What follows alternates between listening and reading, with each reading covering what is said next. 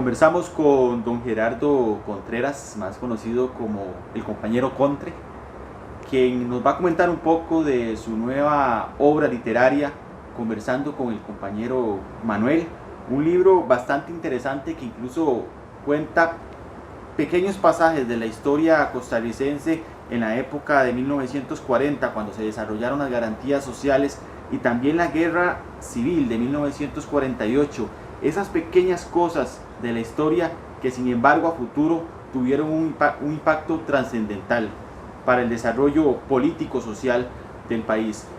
Don Gerardo, gracias por abrirnos las puertas de su casa para conversar un poco de esta nueva obra literaria. ¿Qué nos puede contar sobre este libro? ¿Qué van a encontrar los lectores en estas páginas tan ricas que usted ha escrito?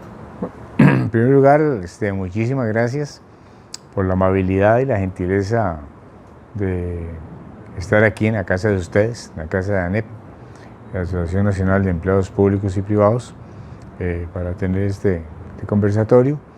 Y muy bien, puedo decir que este texto, aunque es pequeño, pero es un texto en algunas cosas novedoso. ¿En qué sentido? En el sentido de que se trata de 5 conversaciones que tuve la oportunidad, el privilegio, de tener con don Manuel Mora Valverde entre 1984 y 1986. Muy bien, don Manuel, aparte de ser el máximo dirigente del Partido Vanguardia Popular, su secretario general, nos conocíamos. Yo militaba en ese partido, era dirigente juvenil en aquel entonces, pero ya a la vez ya yo era historiador, era profesor de la Universidad de Costa Rica, y siempre me asaltaron algunas dudas con respecto a hechos históricos, algunas, digámosle así, curiosidades de ese periodo que usted apunta muy bien, de la década de 1940 hasta 1949, que realmente fue una década trascendental. Fue y ha sido, y sigue siendo una década trascendental en la historia política, en la historia económica y social de nuestra patria. Muy bien, el texto lo que trata es de 5 conversaciones, reitero. Pero Manuel me decía, esto que le voy a contar, compañero Contreras, yo no se lo he contado a nadie, tranquilo, no se lo he encontrado a nadie, muy bien. Entonces me narraba, de manera muy coloquial, me narraba sobre esas experiencias. Entonces ahí tenemos elementos que podría uno preguntarse, bueno, si él habló con usted en el 83-86, ese periodo ahí, ¿por qué hasta ahora se publica? Muy bien, lo digo con toda sinceridad, eso no está grabado, yo nunca lo grabé a él me contó y a mí se me quedó, eso sí, muy grabado en mi memoria, esas 5 conversaciones. Y pasó un tiempo y no fue sino hasta hace unos 2 años que dije, no, eso hay que publicarlo. No importa que no tenga fuentes abajo al pie de página, porque entendamos lo que es parte de una metodología histórica, que es lo que se llama la historia oral, que es y además el testimonio. Y en este caso creo que, pues, pienso que nadie va a dudar de la sinceridad de las palabras de don Manuel Mora Valverde, y creo que en honor a la verdad nadie va a dudar también de mi persona como historiador y estudioso de esa época, porque ese es mi énfasis como historiador. Muy bien. En el texto, ahí se plantean cosas novedosas, como por ejemplo, que a veces uno dice, ¿cómo esto sucedió? ¿Cómo esto fue posible? Porque en la escuela primaria nunca se habló de eso. En la enseñanza secundaria se nos dijo, se nos habló en la enseñanza secundaria de personas, Se nos dijo, bueno, en la década del 40 se promulgó el Código de Trabajo y ahí fue importante el doctor Calderón Guardia, fue importante el señor Manuel Mora Valverde, fue importante el arzobispo Monseñor Sanabria, y también jugó un papel muy importante en la última etapa en personajes de la talla de don José Figueres Ferrer y don Otilio Ulate Blanco. Precisamente, don Gerardo, eso es lo que le cuentan a uno en la escuela, que se dieron las garantías sociales, se promulgó el Código de Trabajo, se dio la Guerra Civil de 1948, pero en ese lapso de 1940 a previamente que se desarrollara esta Guerra Civil en nuestro país, hubo dos cosas interesantes que usted cuenta en este libro. La primera de ellas, la situación de José Figueres Ferrer, que quizás marcó un antes y un después por la acción que Manuel tuvo con don Figueres. ¿Nos puede comentar un poco sí, esa acción que nos pareció bastante curiosa? Sí, claro. Y que hasta ahora nosotros incluso conocemos también. Sí, claro, claro. Hay que decir lo siguiente, poca gente lo conoce. Don Manuel Mora Valverde, desde joven, desde que estaba en el colegio, él estudió en el Liceo Costa Rica. Él era amigo también de don José Figueres Ferrer, que eran jóvenes porque eran contemporáneos, solo que don José Figueres, el joven José Figueres Ferrer, estudiaba en el colegio seminario, pero se conocieron, era otra Costa Rica, ahora era otro San José, se conocieron y además lo que los unió es que eran aficionados, valga la redundancia, a ser radioaficionados, ¿verdad? Entonces tenían sus plantas, entonces, ok, muy bien, eso los hizo amigos, por ahí empezaron su amistad de jóvenes. Con el paso del tiempo, don José Figueres se incorpora al proceso productivo en este país y adquiere los terrenos que suelen llamarse la finca La Lucha. Y ahí don José Figueres hace una innovación al cultivar cabuya. Entonces, estando don José Figueres ahí trabajando ya en esa finca, por un lado, okay, ya como empresario, por otro lado, ya Manuel Mora, también adulto, pero ya Manuel Mora, dirigente del Partido Comunista de Costa Rica, siguieron siendo amigos. Sí, las diferencias ideológicas que podían tener pasaban a un segundo plano. Lo que prevalecía era la amistad. Manuel Mora, el Partido Comunista, establece una alianza con el Partido Republicano Nacional, que está en el gobierno, que es el presidente el doctor Rafael Ángel Calderón Guardia, muy bien, y Rafael Ángel Calderón Guardia toma la decisión, ¿verdad?, de que el gobierno de Costa Rica sea un gobierno aliado de los Estados Unidos en la Segunda Guerra Mundial. Lo cierto es que el gobierno de Calderón era criticado porque había corrupción. Por ejemplo, como no había Contraloría General de la República, ni había Procuraduría General, ni había Ministerio Público, no había esa institucionalidad, entonces era muy fácil desarrollar actos de corrupción. Entonces el gobierno era el que otorgaba las licitaciones. Entonces, bueno, se otorgaban las licitaciones a los amigos, de construir carreteras y de unas obras de infraestructura en el país. Y quizás uno que otros también errores de tipo administrativo. Eso hay que señalarlo. En estas circunstancias, uno de los opositores al doctor Calderón Guardia y que denuncia la corrupción y está molesto por el accionar del doctor es precisamente don José Figueres Ferrer. Entonces don José Figueres Ferrer, en una oportunidad, en el año 42, emite un discurso en una emisora de radio, creo que eso estaba en ese entonces, emisora Almatica, emite un discurso, y muy bien, está pronunciando el discurso una noche, ¿okay?, cuando entra la policía a la emisora y lo detiene, muy bien, acto por lo demás deleznable, de parte de la policía del gobierno del doctor Calderón Guardia. Porque eso no se hace. Eso no se hace. Muy bien, pero se hizo. Y entonces y se coge preso a don José Figueres Ferrer. Muy bien, se le toma preso. Incluso don José Figueres Ferrer lo menciona al final de su mensaje, que está a punto de ser detenido por parte de las autoridades. Él dice, me han venido a callar. Y nada más puedo decir una frase: este gobierno lo que tiene que hacer es irse. Esa es la frase lapidaria del señor José Figueres Ferrer. Muy bien. Ahora, en ese contexto, los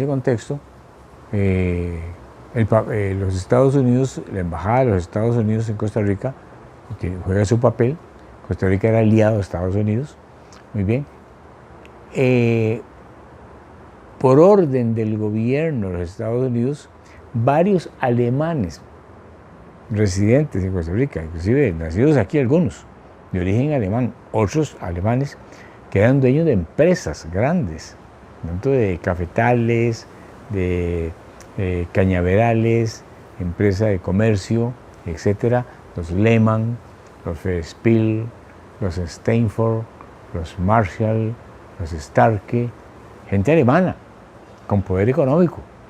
Entonces el gobierno de Estados Unidos da la orden de que a esos alemanes hay que detenerlos y mandarlos a campos de concentración que Estados Unidos había instalado en su territorio para ahí tener a esta gente. Ya, muy bien. En el caso de Costa Rica, muchos de ellos que he mencionado fueron a esos campos de concentración en Estados Unidos. Pero llega un momento en que se le da la orden, se detiene a don Pepe en ese momento, y se detiene y se dice, bueno, a don Pepe hay que enviarlo a Estados Unidos, a un campo, porque es una persona peligrosa para los intereses de Estados Unidos.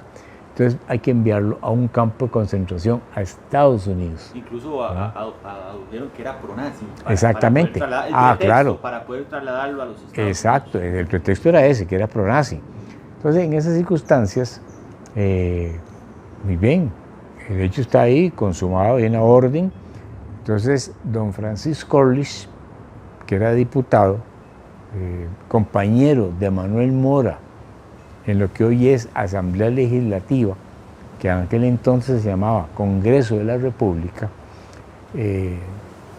don Francisco Corliss busca a Manuel Mora y le dice, vea Manuel, hay un problema.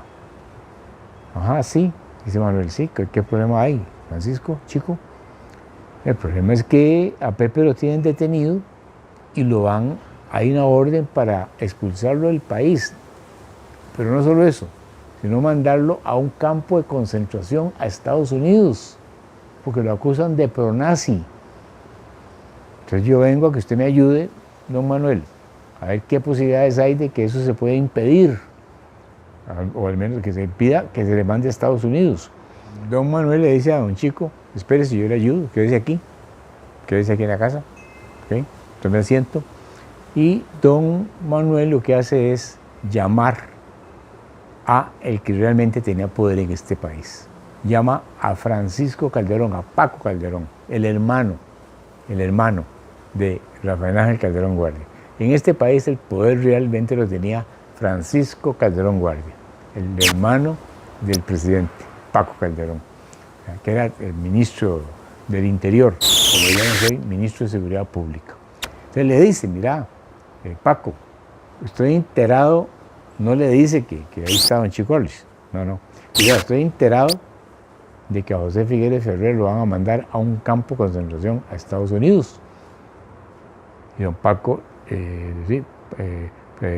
Francisco Calderón, Paco Calderón le dice, sí, efectivamente es cierto. Pero ¿cómo? ¿Por qué?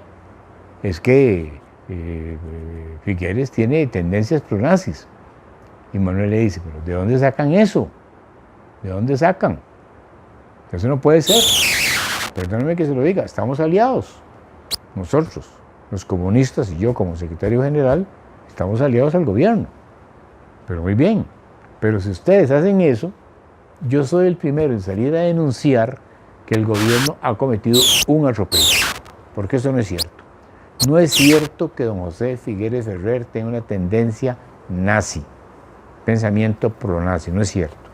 Todo lo contrario, incluso cuando fue la Guerra Civil Española, don José Figueres Ferrer fue uno de los más destacados personajes de solidaridad con la República de España. Entonces, eso no se puede hacer. Entonces, claro, ante esa interpelación que le hace don Manuel Mora a Paco Calderón, Paco amablemente le dice a Manuel, espéreme, déme un tiempito para ver qué hago.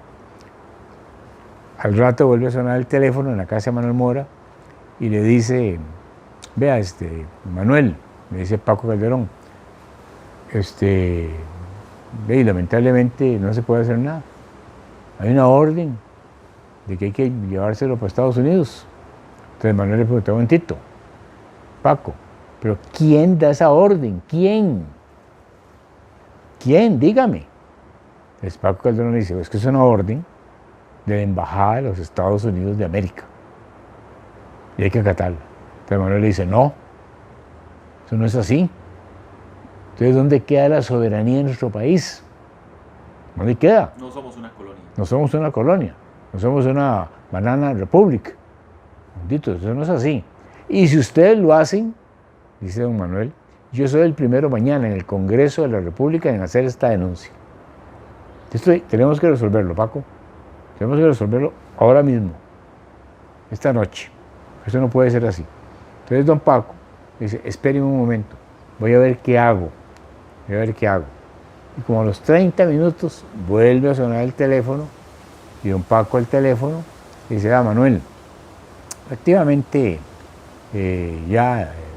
logramos persuadir a la embajada de que no haga eso, pero sí quedamos en expulsar a don José Figueres como una fórmula de transacción, como un mecanismo, y lo vamos a que se le expulse a México, con escala en El Salvador, y que se vaya para México. Eso es lo que vamos a hacer. Entonces Manuel le dice, no, está bien, no hay problema, dejémoslo así está bien, que se vaya para México. Entonces, bueno, Manuel, ya terminada esa conversación con Francisco Calderón Guardia, Manuel le dice a don Chico Orlich, que está a la par ahí, dice, Chico, se le va a expulsar, ya escuchó, se le va a expulsar a un Pepe, pero no a Estados Unidos, y no a un campo de concentración, sino que va para México. Y además no va para ningún campo de concentración, ni va para ninguna cárcel, simplemente al exilio. Al exilio. Don Gerardo, esta acción que usted describe en las páginas de este libro titulado Conversando con el compañero Manuel, fue trascendental, porque quizás cambió la historia de nuestro país años más tarde. No hay duda, no hay duda. Porque no sabemos qué le pudo haber pasado a don Pepe en Estados Unidos. No sabemos. Que quizás muy probablemente nunca hubiese regresado a Costa Rica. Quizás no. Pero esa acción le da un giro total, enorme a la historia político-social costarricense. Definitivamente, estimado Eugenio, así fue. Entonces, muy bien. Entonces, cuando ya, entonces le dice Manuel Mora le dice a don Francisco Orlich, Chico, como le decíamos a don Francisco Orlich, Chico, esa es la realidad. Entonces don Francisco Orlich le dice, bueno, Manuel, ¿usted no tiene a alguien conocido en México que pueda ayudarle ahí en la llegada a Calderón, a don Pepe? Alguien que lo pueda orientar ahí, mientras tanto, unos días ahí, orientarlo. Sí, claro. Entonces, los diputados usan unas tarjetitas que tienen los diputados. ¿Okay? Tarjeta de presentación. Tarjeta de presentación, es la palabra. Entonces Manuel hace una notita en esa tarjeta de presentación dirigida a el dirigente comunista y dirigente sindical mexicano más connotado, que es Vicente Lombardo Toledano. Y le dice, estimado mi compañero Vicente Lombardo Toledano, le ruego encarecidamente al poderle ayudar en lo que esté a su alcance al portador de la presente. Él es mi amigo. Por favor, ayúdele en lo que esté, le reitero, en lo que esté a su alcance. Su servidor, Manuel Mora Valverde. Muy bien. Le decía, tome Chico, dele esto a Pepe y que llegue a México y busque a Vicente Lombardo a ver qué le puede ayudar. Efectivamente, Pepe llega a México. Okay, don Pepe era muy vivo, muy inteligente, se contactó con Vicente Lombardo Toledano, ok, pero además don Pepe, precisamente porque no está en una cárcel, porque no está en un campo de concentración, sino que está en el exilio, él comienza a construir una red. Don Pepe comienza a construir una red ya en un pensamiento, yo diría, hay que ser honesto, en un pensamiento un tanto bolivariano, de la unidad, de buscar las democracias en el Caribe, muy bien, de la independencia, etc. Entonces don Pepe de la idea entonces ahí es donde don Pepe, estando en México, se le ocurre la idea de crear eso que conocemos, que se llama la Legión Caribe. Entonces don Pepe dice, bueno, la Legión Caribe es, porque él encuentra ahí amigos costarricenses, amigos nicaragüenses, amigos hondureños y amigos dominicanos. Entonces crean eso que se llamó la Legión Caribe. Y dice, bueno, aquí el asunto es, primero, derrocar al gobierno de Costa Rica, de Calderón Guardia, lo primero, montar la democracia en Costa Rica. Una vez que hayamos montado la democracia en Costa Rica y quitado el comunismo de Costa Rica, al calderocomunismo, ok, entonces seguimos para arriba y derrocamos a Somoza. Es el pacto que tiene con don Rosendo Argüello. ¿Okay? Una vez que hayamos derrotado a Somoza, seguimos para arriba y derrotamos a Tiburcio Carías, el dictador de Honduras. ¿Okay? Y una vez que hayamos derrotado a Tiburcio Carías, cruzamos el mar y vamos a derrocar a Trujillo, a República Dominicana. Claro, el plan sonaba muy bonito y muy liberador, y le digo, en una concepción yo diría bolivariana. Don Gerardo, ¿por qué cree que usted estas pequeñas y grandes cosas de la historia costarricense no se cuentan, por ejemplo, en escuelas? Porque la historia así no se la muestran a uno así en las escuelas, en los colegios, museos, etcétera. ¿Por qué cree que se omite esta parte de la historia? Por ejemplo, esas acciones de don Manuel, por ejemplo. Sí, porque todo el mundo pregunta eso. Y cuando he tenido la oportunidad de dar charlas sobre toda esta cosa y otro conjunto de hechos históricos muy importantes en el país, la gente se pregunta eso, pero es que en la escuela no nos dicen eso, en el colegio tampoco se lo dicen a los estudiantes de historia, que estudian historia, que están formándose para ser profesores de estudios sociales, tampoco se los cuentan. ¿Por qué?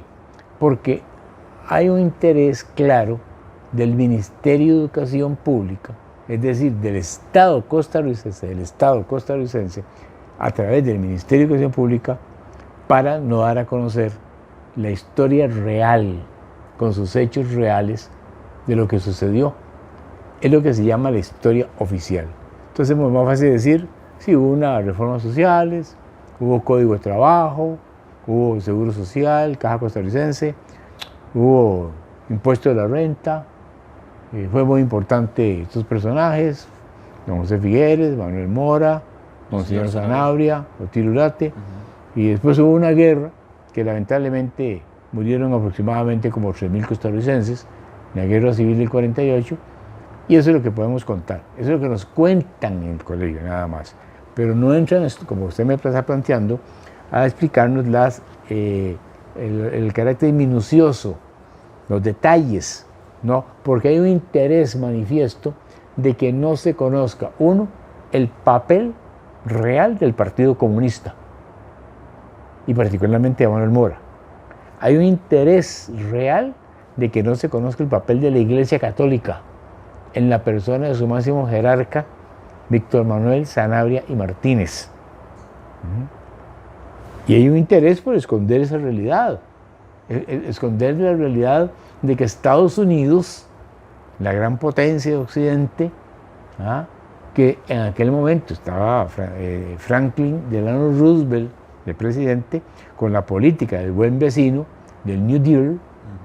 Entonces, bueno, ¿cómo vamos a decir que una política de buen vecino por parte de la administración estadounidense y iban a tener a un costarricense en un campo de concentración? Entonces mejor no contemos eso. Entonces en los programas de estudio eso no aparece.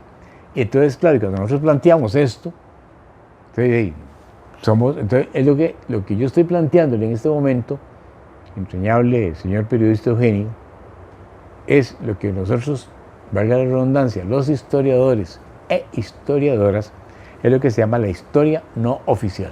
Esto es lo que lo lleva... Estamos desmitificando, estamos quitándole el velo a la historia, diciendo, esto fue así. Precisamente ese es el objetivo de Sí. estos libros que usted ha Exacto. escrito, y de desempolvar esa historia costarricense. Exacto. Y sacar a flote, por decirlo así, sí, las cosas que se han omitido. Exactamente. Mi interés, yo no tengo ningún interés político, por A o por B no tengo ningún interés político de nada, en lo particular.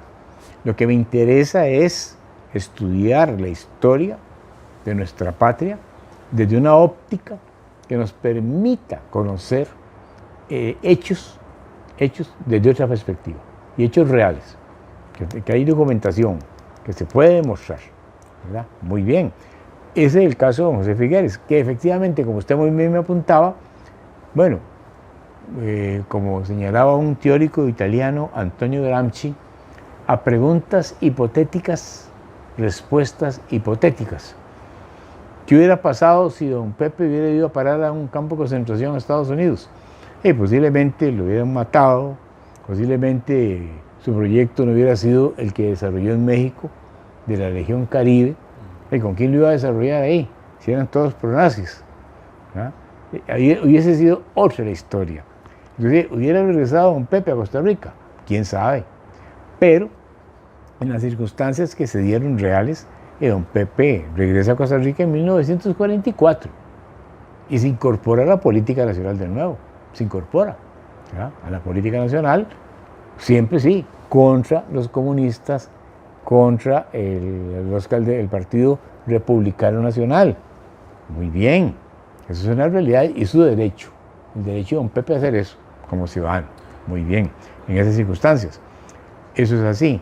Efectivamente, bueno, don Pepe, lo cierto es que don Pepe participa en una convención en el año 44 para 44-45 para ser candidato presidencial, no quedó, muy bien, pero él sigue teniendo vigencia política, opina, escribe, etc. Hay una cantidad de textos muy importantes de don Pepe, muy importantes, que hay que estudiarlos, muy bien. Por ejemplo, hay que estudiar el documento de don Pepe, que hay que estudiar es ese libro de él, pequeñito pero muy sustancioso, que se llama Cartas a un ciudadano. Ese libro es clave para entender esa época y su pensamiento político de don Pepe. Don Gerardo, adelantamos las páginas en la historia a la época ya de 1948, que usted también describe en su libro. En el mundo se está dando la Segunda Guerra Mundial en su máximo apogeo. En Costa Rica también estalla una guerra civil por aparentemente hubo manoseo en las elecciones. Sí. Después de toda esta situación que se da y que se declara ilegales esas elecciones, asume el poder Teodoro Picado, y él lanza una frase muy interesante y que quizás es otro pasaje de la historia costarricense que no se cuenta, de cómo Estados Unidos influyó también en esa guerra civil, cuando él indica que hay fuerzas incontrastables detrás de todo esto. Claro. Usted detalla eso también en su libro. Claro, es que muy sí. rico todo eso. Claro que sí, es impresionante. Porque efectivamente, ¿qué? En 1948 hubo elecciones, el 8 de febrero. Y a esas elecciones fueron como candidato del partido Unión Nacional don Otilio Ulate Blanco, que era periodista, colega suyo. Aunque don Otilio, nada más le cuento, salió de 6º grado. Eso fue su formación académica. Pero un hombre brillante, inteligentísimo, un autodidacta, que llegó a ser el director del diario Costa Rica. Ok, muy bien. Entonces, don Otilio es el candidato del partido presidencial del Unión Nacional. Y por otro lado, vuelve a querer ser presidente quien ya lo había sido, el doctor Calderón Guardia. Es candidato por el Partido Republicano Nacional. Entonces, esas dos fuerzas se enfrentan el 8 de febrero. Bueno, ahí hay toda una discusión, pero lo hecho, lo real, lo concreto, es que ahí don Otilio Ulate le gana por 10.000 votos a Calderón Guardia, por 10.000 votos, ¿ok? Los calderonistas no aceptan ese resultado, no aceptan, dicen no, aquí hubo fraude, nosotros ganamos, dicen los calderonistas. Y entonces, ¿por qué hay guerra civil? Hay guerra civil porque cuando se plantea que don Otilio Ulate ha ganado las elecciones, los calderonistas plantean una demanda de nulidad al Tribunal Supremo de Elecciones para anular las elecciones. Que también era cuestionado. Claro, y que se hagan otras elecciones de nuevo,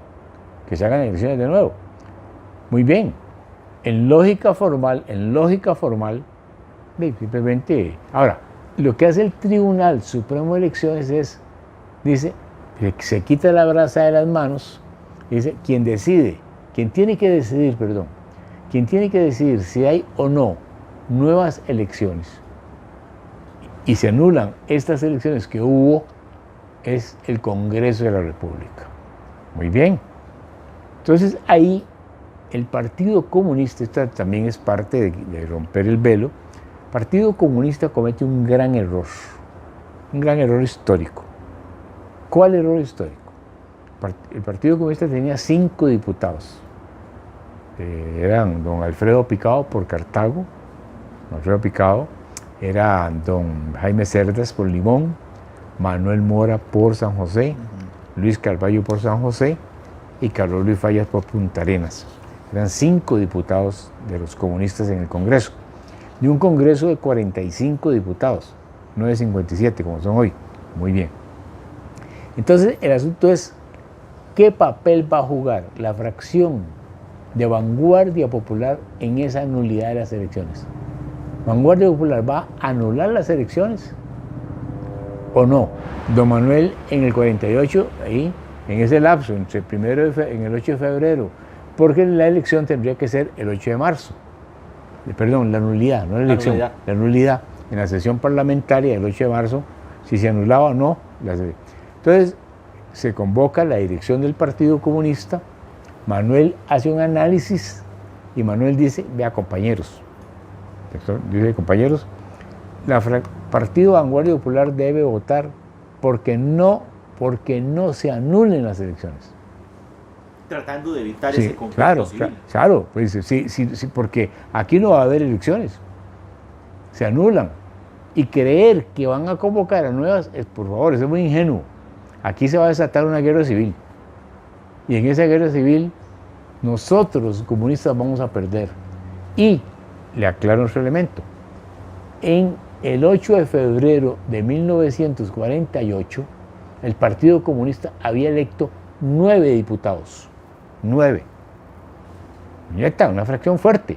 Entonces Manuel decía, vea, somos 9 diputados comunistas, más los que eligieron los calderonistas, sumemos, somos mayoría en el Congreso. ¿Qué importa que esté Ulate de presidente? Negociamos con don Otilio, hablamos con don Otilio, y lo que sea lo rechazamos, que no nos guste, y lo que no lo concertamos, como es Costa Rica. Pero en el seno del Partido Vanguardia Popular, en ese momento, dirigentes de la talla de Carmen Lira, Arnoldo Ferretto, Carlos Luis Fallas, dicen no, Manuel, estás equivocado. Hay que anular las elecciones.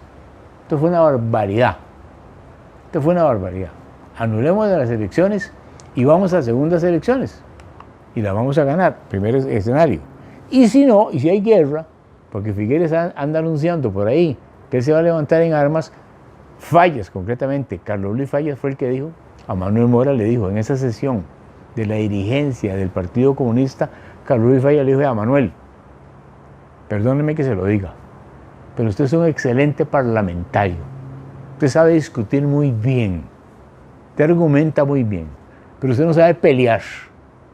Yo sí sé pelear. Póngame a Figueres enfrente y yo lo espedazo. De palabras textuales de Carlos Luis Fallas en la reunión de la dirección del Partido Comunista. Entonces, claro, cuando la dirigencia del Partido Comunista oía Fallas decir eso, al Fallas dirigente de la huelga bananera, al Fallas de Mamita Yunay, un hombre valiente, un hombre inteligente, un Fallas diputado, anulemos las elecciones. Entonces, el Comité Central del Partido Vanguardia Popular decide que hay que anular las elecciones. Y cuando llega la sesión parlamentaria del 8 de marzo, la fracción parlamentaria, los 5 diputados, incluyendo Manuel, votan por anular las elecciones. Y se da lo que Manuel había, digamos, concebido, que era que si se anulaban las elecciones, dejémonos de cuentos. Aquí no iba a haber segundas elecciones. Tan es así que esa sesión se da el 8 de marzo en el Congreso. Y el 12 de marzo, don José Figueres se levanta en armas en San Isidro General. Por eso es que la escuela, si usted va a San Isidro General, ahí en el centro, en Pérez Celedón, ¿ok? Como decimos ahora, en peseta, ¿ok? Si usted va ahí y tenga la curiosidad, pase y averigüe cómo se llama la escuela principal la escuela central de Pérez Celedón. Se llama Escuela 12 de marzo. Y usted dice, ¿por qué esa escuela se llama 12 de marzo? Porque ese fue el día que se inició la guerra civil y se inició en Pérez Celedón. Ahí se inició. Y después de ahí, Figueres arranca, porque hay una estrategia militar, arrancar desde ahí para venirse avanzando por la carretera interamericana, por Villamils, llegar por Tejar. En el Tejar hay una batalla increíble. En el Guarco, ¿verdad? Llegar ahí, tomar Cartago y luego tomar San José. Es guerra es guerra. ¿Ok? Bueno, lo cierto y lo concreto, ¿qué fue? Lo cierto y lo concreto es que cuando se está en esa guerra y Figueres avanza, es cierto, entonces muy bien, a lo que usted me preguntaba. Resulta que el Partido Comunista en la guerra, el Partido Comunista tiene un papel importante. El Partido Comunista está en la guerra, los comunistas van a la guerra, muy bien. Entonces, los comunistas son los que tienen unas brigadas, tienen armas, etc. Y entonces el presidente de la República, que era don Teodoro Picado, era presidente de la República, muy bien, presidente de la República, pero quienes estaban controlando la situación militar eran los comunistas. Y déjeme agregarle, según los datos que se tienen, si José Figueres hubiera entrado a San José y se da la batalla de San José, que no se dio por dicho, si se da la batalla de San José, eso hubiera sido una masacre, porque aquí estaban las fuerzas calderocomunistas de San José, muy fuertes. Y también, porque el ejército de Figueres no era muy grande, que digamos, numéricamente, no era muy grande. Pero, ¿qué pasa? Que ante esa realidad, los Estados Unidos visualiza eso. Muy bien. Entonces se dan varios hechos. Por ejemplo, en ese momento, en Bogotá, Colombia, se está llevando a cabo una conferencia panamericana. Y ahí está, en la conferencia, delegado de Estados Unidos, nada menos que el secretario de Estado de Estados Unidos, señor Marshall, el del plan Marshall, luego en Europa. ¿Ok? Marshall se deja decir en Bogotá que él no se va de Bogotá hasta no ver exterminado el cáncer del comunismo en Costa Rica. Dice eso. 1. 2. Y los Estados Unidos le dicen a Somoza, métase a Costa Rica. Métase, invada, para evitar el triunfo de los figueristas. Métase, invada. Entonces las fuerzas de Somoza, la Guardia Nacional, llegó hasta, no se llamaba San Carlos, se llamaba Ciudad Quesada. Llegó hasta Ciudad Quesada, incluso la frontera. Ante esa realidad política, ok, entonces se hace unas gestiones y el embajador de México, Carlos Darío Ojeda, dice, no, hay que negociar. El cuerpo diplomático tiene que interceder. Entonces es en la Embajada de México donde se convoca a varios embajadores, entre ellos también al nuncio apostólico, ok, y se convoca a Manuel Mora y se convoca al Benjamín Núñez, que era como el edecán, el capellán del Ejército de Liberación Nacional. Y se discute, y muy bien. Pero lo importante es que estando ahí, Manuel, el 18 de abril, le dice, en un receso, le dice a Benjamín Núñez, a Benjamín, ¿qué posibilidades hay de que yo pueda hablar hoy con Pepe? Esto hay que pararlo. Estamos invadidos por Somoza. Aquí hemos invadido, esto no puede ser. Entonces, Benjamín Núñez le dice, déjeme, voy a hablar con Pepe y ponga Radio Victoria, que era una emisora muy fuerte que había, que las torres estaban en Paraíso, ¿ok? Donde queda Lomas de no sé qué, un lugar que se llama... Los Llanos de Santa Lucía. Los Llanos de Santa Lucía. Ahí están las torres de Radio Victoria, muy famoso. Dice, ponga Radio Victoria y entre 8 y 9 vamos a poner la la novena sinfonía de Beethoven. Y cada 15 minutos va a decir, la gente no va a entender, pero es la clave entre usted y yo. Cada 15 minutos va a decir, carretera, carretera, carretera. Si dice eso, es que usted puede avanzar. Y va a hablar con José Figueres al Alto Chomoco. Efectivamente, Manuel se prepara, hay un chofer que se llama Manuel Moscoa, chofer del partido, y Manuel le dice a Fallas que lo acompañe. Y se van. Y se da la conversación en Ochomogo, ahí en la Quebrada del Fierro, subiendo. Muy bien, está el Cristo de Esquipulas. ¿Okay? Y ahí conversa Figueres con Manuel. Y llegan al acuerdo de que hay que parar la guerra. Pacto de Chomogo. Es lo que se llama el Pacto de Chomogo. Y ahí es donde Figueres se compromete a respetar las garantías sociales, a no perseguir a los comunistas, a no tocar a vanguardia popular, y que aquí no ha pasado nada, tranquilo. Y además, pero Figueres se hace acompañar en esa misma reunión ahí, sentados en un farallón, se hace acompañar del padre Núñez, para que tome nota. Entonces, muy bien, ya, se toma nota, ¿estamos de acuerdo? Sí. Hablaron. Entonces, se llega al acuerdo de que al día siguiente, eso que hablaron, se plasma en un documento y se presenta en la Embajada de México. Cosa que se hace efectivamente. Y se presenta, entonces la Embajada de México se presenta y se informa. Anoche se reunió don Manuel junto con don José Figueres y se llegó a este acuerdo. Entonces los embajadores que están sirviendo de intermediarios dicen, excelente, y ahí se termina la guerra civil. Pero antes de eso, a lo que usted me preguntaba, antes de ese hecho del Pacto de Chomogo y el Pacto de la Embajada de México, que es lo que ponen coto a la guerra civil, por dicha, ok, el embajador de Estados Unidos en Costa Rica, el señor Nathaniel Davis, okay, le hace una visita clave al presidente de la República, a don Teodoro Picado Melchazgo.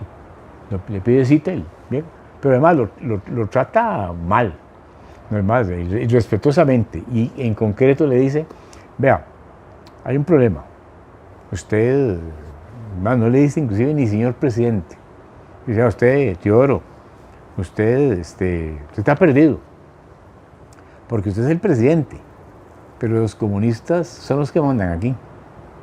Y Teodoro dice, no puede ser, señor embajador, aquí el que manda soy yo, el presidente de la República. No, señor. ¿Cómo? Dice don Teodoro, ¿cómo? Porque usted me dice eso, excelentísimo señor embajador.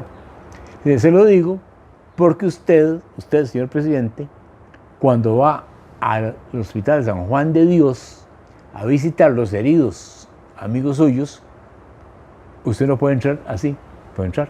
Te tiene que dar un santo y seña. Y se los tiene que dar, no al ejército, a la gente del ejército, o sea, no, se los tiene que dar ese santo y seña a una brigada de comunistas, que son los que tienen controlado San Juan de Dios. ¿Sí o no? ¿Sí o no? Sí, señor Davis. Okay, 1. 2. Acaba de haber hace 4 días una reunión entre ríos. Hubo una reunión. Usted fue, señor Teodoro Picado. Y usted de San Pedro de Montes de Oca a Tres Ríos tuvo que parar 3 veces, lo pararon. Y usted tuvo que dar santo y seña. Lo pararon y usted tuvo que dar santo y seña. Y quienes lo pararon fueron brigadas comunistas. ¿Sí o no? Sí. Okay. Cuando llegaron a Tres Ríos hubo la reunión para planear qué pasaba, qué no pasaba. Dígame una cosa, señor presidente, le dice el señor Nathaniel Davis, dígame una cosa, usted, señor Teodoro Picado, usted presidió como presidente de la República esa reunión. No, la presidió Arnoldo Ferretto, el dirigente comunista. Entonces usted no manda nada aquí. Entonces mejor usted tiene que tener claro que usted tiene esta guerra perdida. Ya, por favor, entienda que tiene esto perdido. Entonces, inmediatamente termina la reunión con el señor embajador y es cuando Teodoro Picado hace esta carta dirigida a Manuel Mora, secretario general del Partido Vanguardia Popular, y al señor Rafael Ángel Calderón Guardia, candidato del Partido Republicano Nacional, y le dice, empieza con esa frase: fuerzas incontrastables me han hecho saber que tengo la guerra civil perdida, y entrega las cartas. Cuando se le pregunta a don Teodoro, concretamente don Manuel, en conversación le dice: don Teodoro, ¿pero quiénes son? Usted dice que fuerzas incontrastables le han hecho saber. ¿Quiénes son esas fuerzas incontrastables que le han hecho? Entonces, verbalmente le dice el señor embajador de los Estados Unidos, Nathaniel Davis. Muy bien, y tan es así que si usted revisa, mi estimado periodista Eugenio, la cartilla histórica de Ricardo Fernández Guardia, usted se va a encontrar ahí, para el año 48, una nota en donde señala, don Ricardo Fernández Guardia, en la cartilla histórica, señala que los Estados Unidos tenía previsto que si los comunistas ganaban la guerra, porque había posibilidades de los comunistas ganaran la guerra civil en Costa Rica, inmediatamente los comunistas, si duraban en el poder un día, duraban mucho, porque las tropas, los aviones que estaban acantonados en la zona del canal, en Panamá, ya estaban prestos para invadir Costa Rica e impedir el triunfo de los comunistas en el poder. Eso fue otra razón fundamental para la intervención de Estados Unidos, claro, la cercanía del país claro, con el canal de Panamá. Claro, porque claro, estamos hablando del comunismo, con el Partido Comunista, estamos hablando del 48, estamos hablando de que en la Unión Soviética está Stalin en el poder, Stalin. Estamos hablando del auge del comunismo en Europa del Este. Estamos hablando del auge del comunismo en China, como la revolución china de Mao Zedong y Chiang Kai-shek, la pelea entre ellos dos y Zhou Enlai. Sí, hay un mundo muy particular. Entonces, en ese mundo de Guerra Fría, entonces se da el contexto de la Guerra Civil de Costa Rica. Entonces, eso hay que entenderlo, manejar los elementos internacionales macro con los elementos micro a nivel nacional. Don Gerardo, para ya ir finalizando esta agradable entrevista y este repaso en la historia que hemos tenido, ¿dónde las personas pueden conseguir este sustancioso libro? Que es pequeñito, es muy rico de leer porque te lleva poco tiempo, pero te empapa de una historia enormemente. ¿Dónde lo podemos conseguir? Sí, claro, bueno, está a la venta, oficialmente está, me lo han pedido, está a la venta en la librería universitaria. Queda ahí, calle La Amargura, en San Pedro Montelloca. Y perdónenme hacer el anuncio publicitario, tiene un valor de 5.000 colones. Eso es lo que le puedo señalar. Don Gerardo, de verdad que ha sido muy amable usted en recibirnos en su casa de habitación para contarnos estos detallitos de la historia costarricense que significaron cosas históricas, cambios históricos y cambios fuertes. Con mucho gusto, y es mi deber. Y esperamos, por supuesto, seguir leyendo historias desde su pluma. Por supuesto, en eso estoy. Muchísimas gracias, muy amable.